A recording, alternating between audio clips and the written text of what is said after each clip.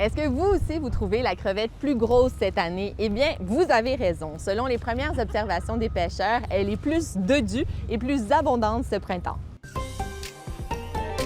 Ce sont des signes encourageants, mais fragiles, selon l'Office des pêcheurs et le ministère des Pêches et Océans. Ce retour serait dû à une diminution de la population des sébasses, de l'effort de pêche et à des eaux plus fraîches.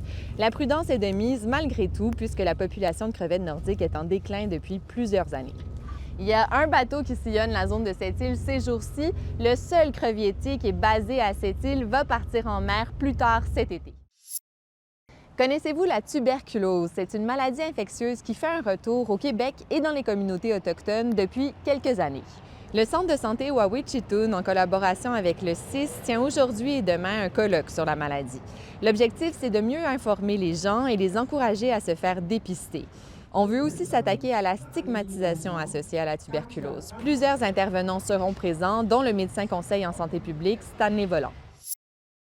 Ce que vous voyez, c'est un nid de rapace qui a été retrouvé au sol près de la rivière des Rapides, le long de la 138 à Sept-Îles.